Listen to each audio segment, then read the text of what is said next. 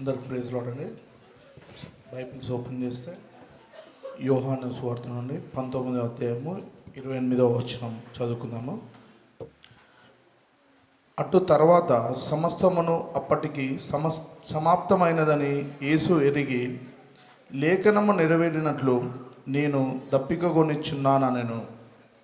అటు తర్వాత సమస్తమును అప్పటికి సమాప్తమైనదని యేసు ఎరిగి లేఖనము నెరవేరినట్లు నేను దప్పికగొని ఉన్నానెను.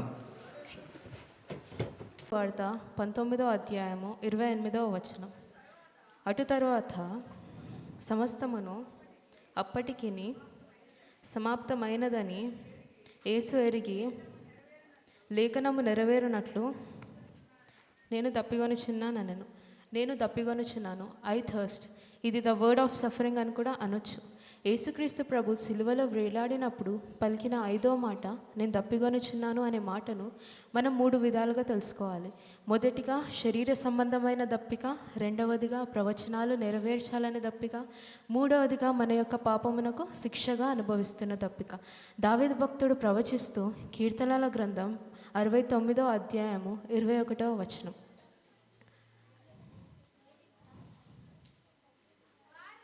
వారు చేదును నాకు ఆహారముగా పెట్టిరి, నాకు దప్పి అయినప్పుడు చెరుకును త్రాగనిచ్చిరి. మనం ఇంకొక సిచ్యువేషన్లో చూసుకుంటే దావీదు భక్తుడికి చేదు చెరుకుని ఇవ్వలేదు, కానీ యేసుక్రీస్తు ప్రభుకి ఆ చేదు చెరుకుని ఇచ్చారు. ఎందుకు అని చూస్తే ఆల్రెడీ ఇది ప్రవచనంగా లేఖనాల్లో రాయబడి ఉన్నది కాబట్టి. గెత్సేము తోట నుంచి ఆయనను అప్పగించిన తర్వాత ఆయనను ఎండలో రకరకాలుగా తిప్పుతూ ఉండే, అప్పుడు ఆయన భయంకరమైన దాహంను అనుభవించారు. నిజానికి యేసుక్రీస్తు ప్రభు ఎవరండి? నీటినిచ్చే వంటి బండగా మనం చూస్తాం. కీర్తనల గ్రంథం 78వ అధ్యాయము 20వ వచనం.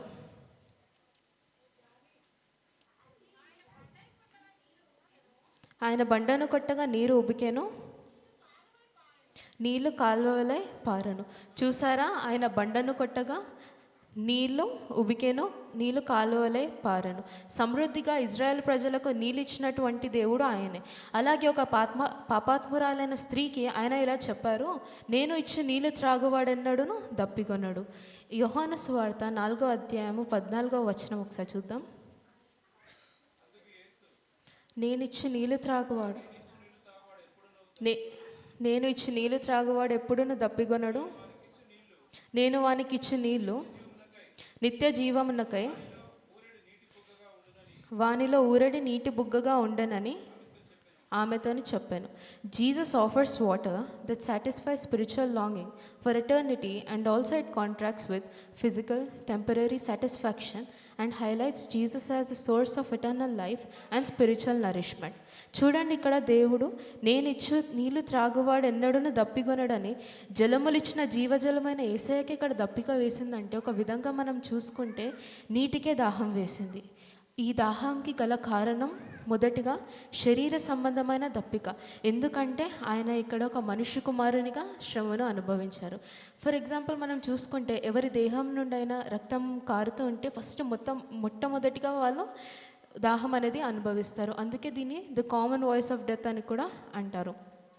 యేసుక్రీస్తు ప్రభు వారి రక్తం కారుతున్నప్పుడు ఆయన ఒక మనుషునిగా దప్పికను అనుభవించారు. యేసుక్రీస్తు ప్రభు సిలువలో దైవకుమారునిగా దైవత్వంని బట్టి ఆయన అనుభవించారు. యేసుక్రీస్తు ప్రభుకు దాహం అంటే ఏంటో తెలుసు, యేసుక్రీస్తు ప్రభుకు ఆకలి అంటే ఏంటో తెలుసు, యేసుక్రీస్తు ప్రభుకు అలసిపోవడం అంటే ఏంటో కూడా తెలుసు. ఎందుకంటే ఆయన ఈ లోకంలో ఒక మనిషిగా సంచరించారు. యోహాను సువార్త 4వ అధ్యాయము 6వ వచనం ఒకసారి చూద్దాం. అక్కడ యాకోబు బావి ఉండెను గనుక యేసు ప్రయాణము వలన అలసి ఉన్న రీతినే ఆ బావి యొద్ద కూర్చుండెను. అప్పటికి చాలా సో అని మనం చూస్తాం. ఇప్పుడు మళ్ళీ ఒకసారి అదే అధ్యాయంలో 8వ వచనం చూద్దాం. ఆయన శిష్యుల ఆహారము కొనుటకు ఊరిలోనికి వెళ్ళి ఉండిరి. చాలక. సో ఇక్కడ మనం చూసినట్టయితే యేసయ్యకి అలసిపోయారు. అలాగానే ఆయనకి ఆహారం కొనడం కోసం శిష్యులు ఊరిలోనికి వెళ్ళారు. ఎందుకంటే ఆయన శరీరధారిగా ఒక మనిషిగా అన్ని శ్రమల్ని పడుతూ ఉన్నారని మనం చూస్తాము. హెబ్రీయులకు రాసిన పత్రిక 2వ అధ్యాయము 16 నుంచి 18 ఒకసారి చూద్దాం.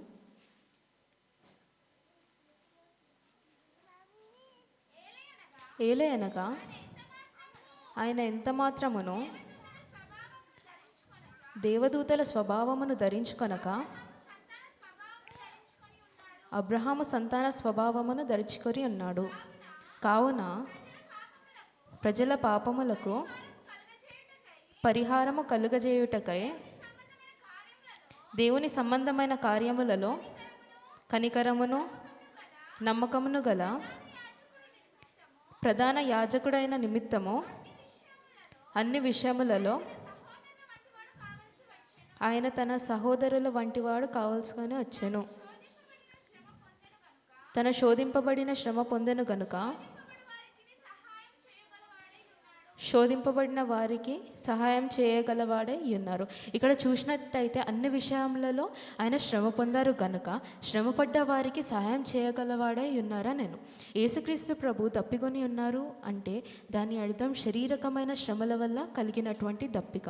ఇది మనకి ఏం తెలియజేస్తుందంటే ఆయన మన వలన ఇంత శ్రమ పొందారు.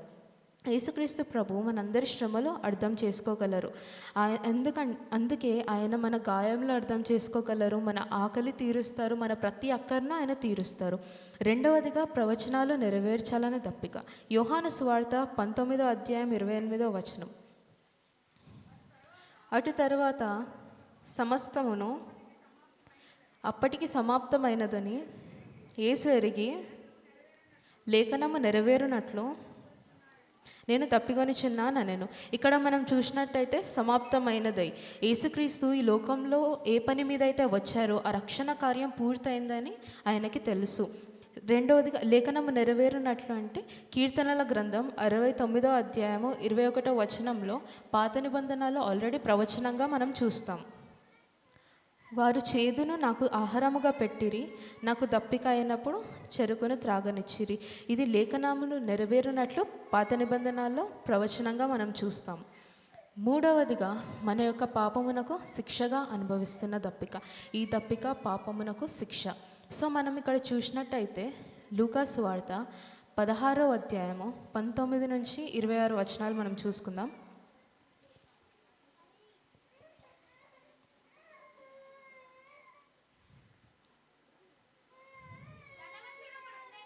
ధనవంతుడు ఒకడుండెను. అతడు ఉదరంగ బట్టలను సన్నపు నార వస్త్రములను ధరించుకొని ప్రతిదినము బహుగా సుఖపడుచున్నవాడు. లాజరు అను ఒక దరిద్రుడుండెను. వాడు కురుపులతో నిండిన వాడై ధనవంతుడి ఇంటి వాకిట పడి ఉండి అతని బల్ల మీద నుండి పడి రొట్టె ముక్కలతో ఆకలి తీర్చుకొన గోరెను. అంతేకాక కుక్కలు వచ్చి వాని కురుపులు నాకెను. ఆ దరిద్రుడు చనిపోయి దేవదూతల చేత అబ్రహాము రొమ్మున కొనిపోబడెను. ధనవంతుడు కూడా చనిపోయి పాతిపెట్టబడెను.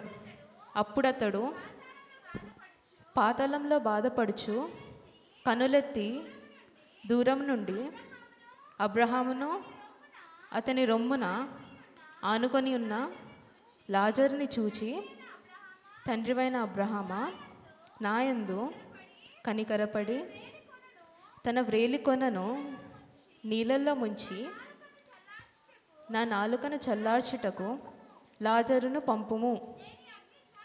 నేను ఈ అగ్నిజ్వాలలో యాతన పడుచున్నానని కేకను వేసి చెప్పెను. అందుకు అబ్రహాము కుమారుడా, నీవు జీవితకాలం మందు నీకు ఇష్టమైనట్టు సుఖమును అనుభవించితివి.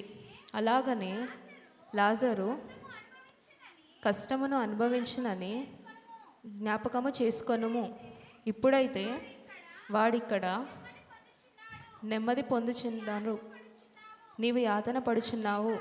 అంతేకాక నీ యొద్ద దాటుగొని వారు దాటి పోజాలకుండునట్లు అక్కడి వారు మా యొద్దకు దాటి రాజ్యాలను ఉండినట్లు మాకును మీకును మధ్య మహా అగాధం ఉంచమని చెప్పాను. సో ఇక్కడ చూసుకుంటే మనం ఇద్దరిని చూసుకోగలం. మొదటిగా ధనవంతుడు, రెండవదిగా లాజరును. ధనవంతుడు ఉన్నప్పుడు ఇష్టానుసారంగా జీవించాడు. భయం లేదు, భక్తి లేదు, ప్రార్థన లేదు.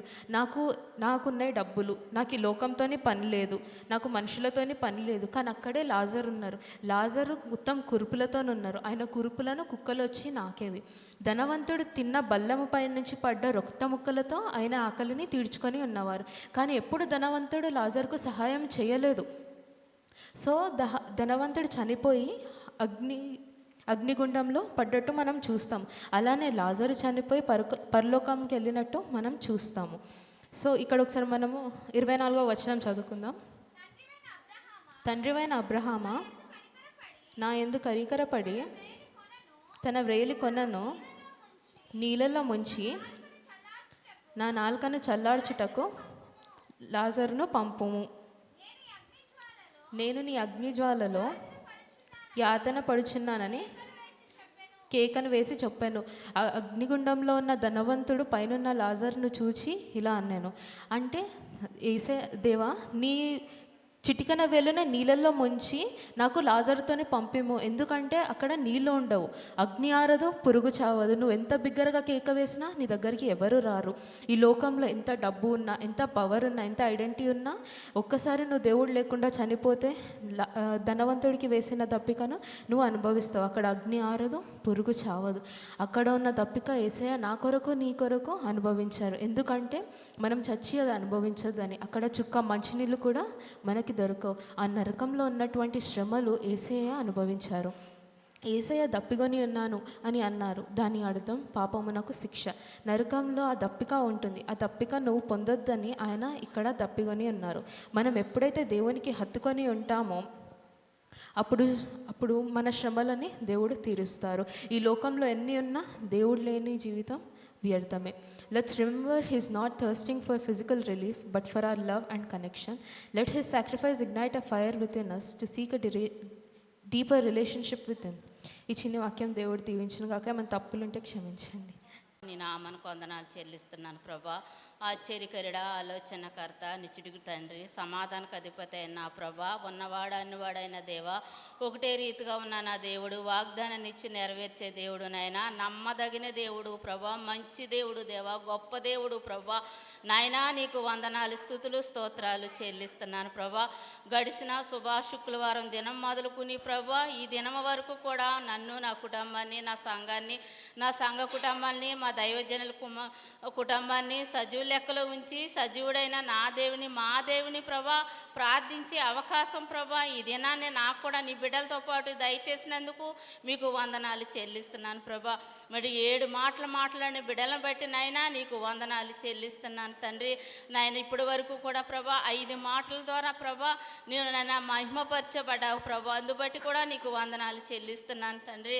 నాయన ప్రభా డానుష్ నిలబెట్టుకుని ప్రభా 5వ మాటగా నా ప్రభా నేను దప్పుకున్నానని ప్రభా మీరు మాట్లాడారు తండ్రి. నాయన ప్రభా దప్పుకున్నానంటే శరీరం రీతిగా నాయన మీరు దప్పుకున్నారు ప్రభా, ఆత్మరీతిగా కూడా నాయన మీరు దప్పుకున్నారని ప్రభా మీరు హెచ్చరించిన విధానాన్ని బట్టి నీకు వందనాలు చెల్లిస్తున్నాను తండ్రి. ఇచ్చిన వాక్య భాగాలన్నింటిని బట్టి కూడా మీకు వందనాలు.